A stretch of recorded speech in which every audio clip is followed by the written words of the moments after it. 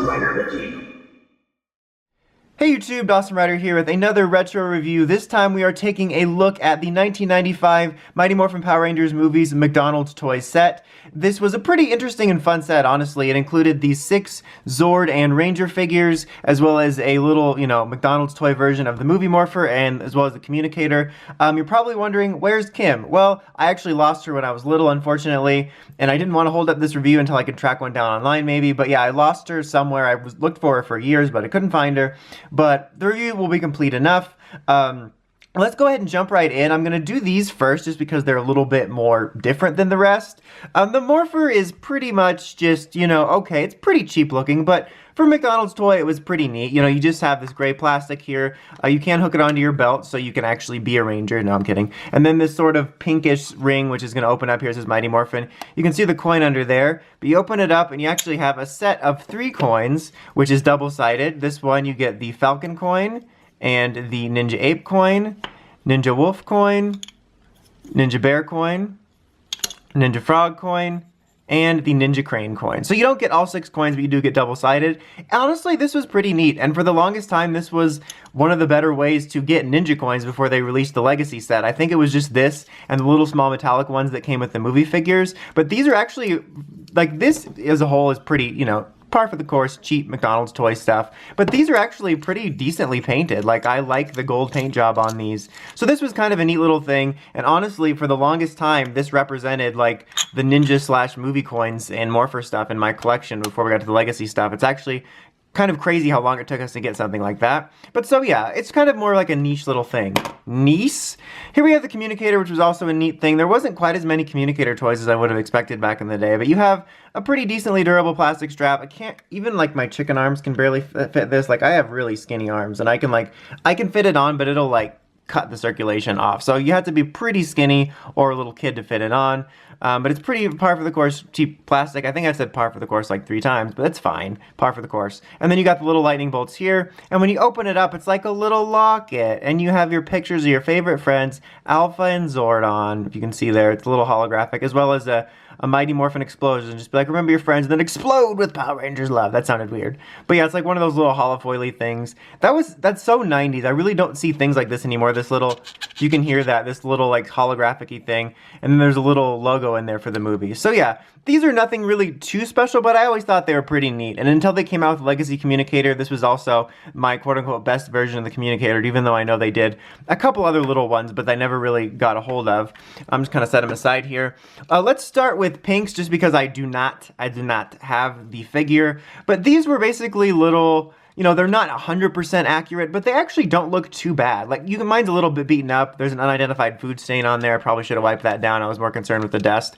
Because, I forgot to mention at the beginning, they are going to be a little beaten up, because I've had these for a long time. And when I was a kid, I was a kid, so I wasn't keeping pristine condition. I was like, pew, pew, pew, pew. But anyway, it looks okay. It's these little sort of kind of smushed together versions of the Zord so that the Rangers can ride in here. But yeah. And now for an actual one, we have the wolf here, who you can see is a little bit smushed together. It's not 100% accurate to what it is in the show. I would say that these are kind of a mishmash of what they look like in the movie, a bit of the show version of the Ninja Zords, and then smushing it together to make them, roll, because you can see they roll whee! That was so much fun, I can't even handle it. But yeah. But they're honestly, for McDonald's toys, not too bad. I always thought they were kind of neat. And again, they still are, in my opinion, or at least unless I'm forgetting something, the closest we've gotten to a movie version of the Zords, because they were kind of tweaked.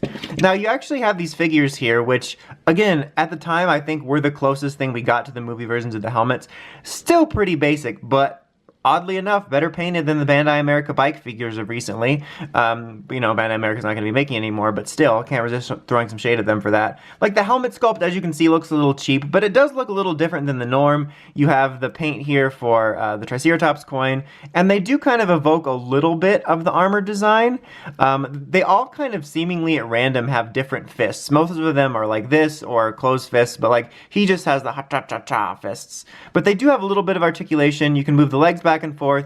You can move their arms around. They're kind of fixed here, bent, and you can actually move their heads. But for the time, it's kind of impressive. To be fair, I haven't bought many McDonald's toys recently because there hasn't been really any Power Rangers collectibles or just any reason to get a kid's meal. But for McDonald's toys, and also comparing it to some of the recent PR merch in terms of like, you know, bikes and stuff.